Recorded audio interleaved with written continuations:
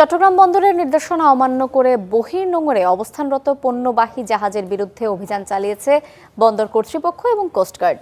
বিভিন্ন অনিয়ম বন্ধে বৃহস্পতিবার সকাল থেকে ২৭টি জাহাজে এই অভিযান চালানো হয়েছে।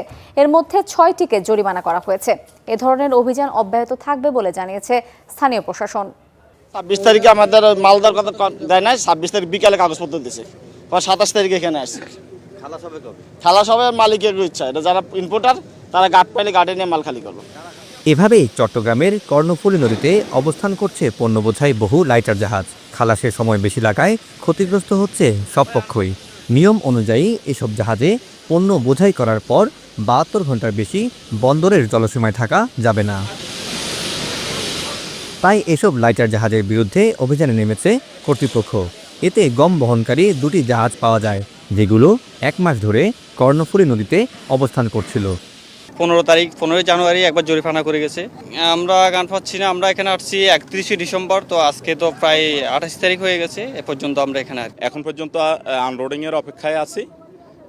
এই পণ্যের এজেন্ট যারা তারাও বলতেছে আমরা গার্ড দিচ্ছি, গার্ড ক্লিয়ার করতেছি। আবার যারা ইম্পোর্টার তাদেরকেও জানানো হয়েছে এবং আমার সিলগুলো নষ্ট হয়ে যাচ্ছে লবণাক্তের কারণে, তার জন্য চিঠি দিছি। সিলগুলো পুনরায় তারা রিপ্লাই করে নাই। অন্যদিকে আরেকটি জাহাজে টিএসপি সার নিয়ে প্রায় ১৫ দিনের বেশি অবস্থানের প্রমাণও মেলে। ১৬ তারিখ আমাদের লোড শেষ হয়েছে এবং ১৬ তারিখই আমরা এখানে বয়ে এসে বাঁধছি। আমরা এখানে সিরিয়ালের জন্য অপেক্ষা করতেছি।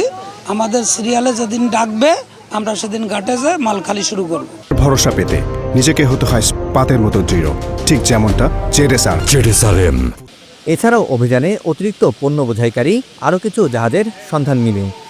রেকর্ড পরিমাণ আমদানি হলেও এমভি আল ওয়াহাব কিংবা এমভি আল আসওয়াদের মতো শত শত লাইটার ভেসেল ভোগ্যপণ্য নিয়ে এভাবেই দাঁড়িয়ে আছে দেশের বিভিন্ন নদী বন্দরে।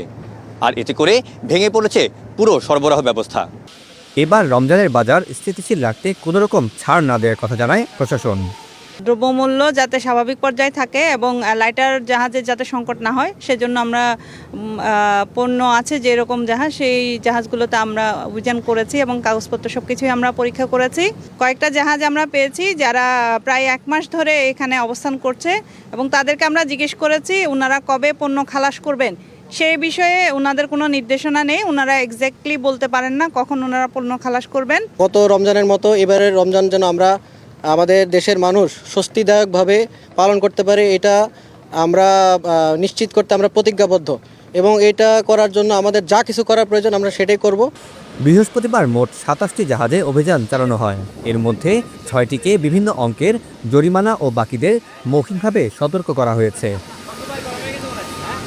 Syed Tamim Mahmud, Star News, Chittagong.